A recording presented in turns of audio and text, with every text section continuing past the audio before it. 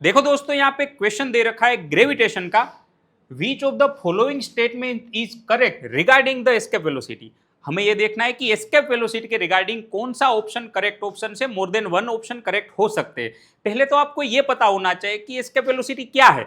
Escape velocity ये वो velocity है, अगर उतनी वेलोसिटी से आपने किसी बॉडी को अर्थ पे से अपवर्ड डायरेक्शन में थ्रो कर दिया तो ये वापस मुड़ के नहीं आएगा, ये अर्थ के ग्रेविटेशन से बाहर चला जाएगा। जैसे मान लो हमारे पास कोई बॉडी है, बॉडी को आपने इतनी वेलोसिटी दे दी कि ये वापस चला गया पर वापस ही नहीं आया, तो वो वेलोसिटी हो जाएगी एस्केप वेलोसिटी। उसका फॉर्मूला हमें पता होना चाहिए। क्या फॉर्मूला है हम देख लेते हैं। एस्केप वेलोसिटी का फॉर्मूला कुछ ये है, v equal to under root 2gm/r।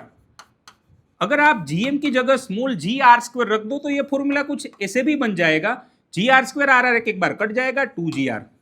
देखो कौन कौन से ऑप्शन सही दे रखे हैं हम देख लेते हैं। पहला ऑप्शन दे रखा है it is independent of its mass and direction of projection. बिल्कुल सही है, यहाँ पे मास है लेकिन वो तो प्लेनेट का है, बॉडी के मास से कोई लेना देना है ही नहीं, ना ही डायरेक्शन से कोई लेना देना है। दूसरा ऑप्शन दे रखा है greater value of g r, greater will be escape velocity. G r की वैल्यू अगर बड़ी है तो एस्केप वेलोसिटी डेफिनेटली बड़ी हो जाएगी, ये स्टेटमेंट भी सही है। तीसरा स्टेटमेंट दे रखा है escape velocity at earth is 11.2 kilometre पर सेकंड।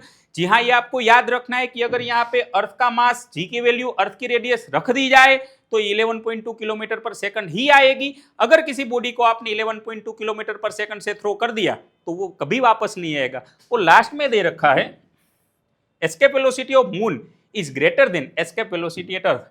ये गलत हो जाएगा। मून की एस्केप वेलोसिटी अर्थ से डेफिनेटली कम है। क्यों?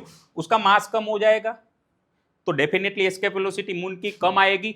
तो अपने पहले तीन ऑप्शन सही रहे। कैसा लगा एमसीक्यू कमेंट बॉक्स में जरूर बताना। Thank you.